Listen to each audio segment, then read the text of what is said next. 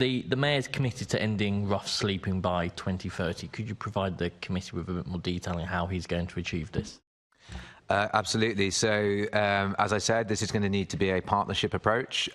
We absolutely do not hold all of the levers here at City Hall, or indeed across London Government, we don't hold all the levers.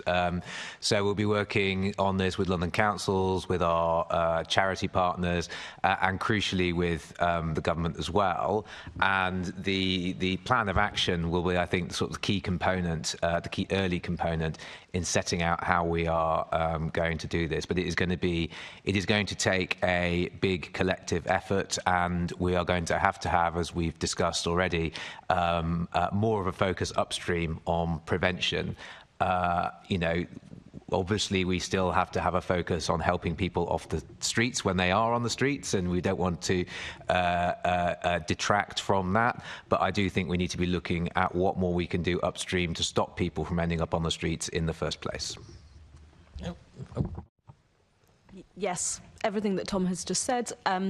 Just wanted to make the point that we will be seeking to structure that plan of action around the adopted indicators for ending rough sleeping. So around preventing it wherever possible, but where it's not possible to prevent it, making sure that it's rare, brief and non-recurrent. So that will structure some of the thinking about interventions, asks and services that sit under those key pillars.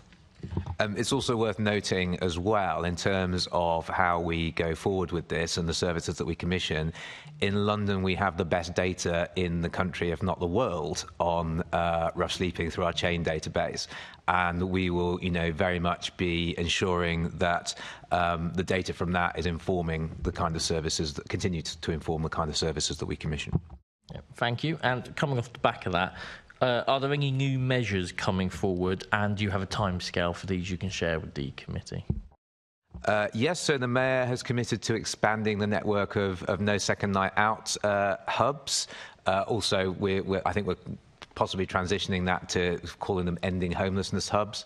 So we have a commitment across the term to an additional £10 million from the GLA to go into these hubs to help people. So that will be one of the key things that we do.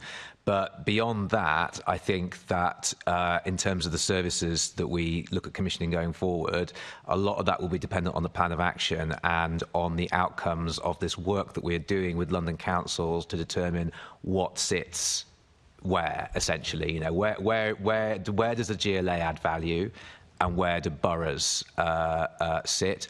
And we're also looking as well at what we can do on a sub-regional level. We have 5 sub-regions in London, and I think it perhaps makes sense for those to be commissioning services that are complementary to what we're doing and what the boroughs are doing.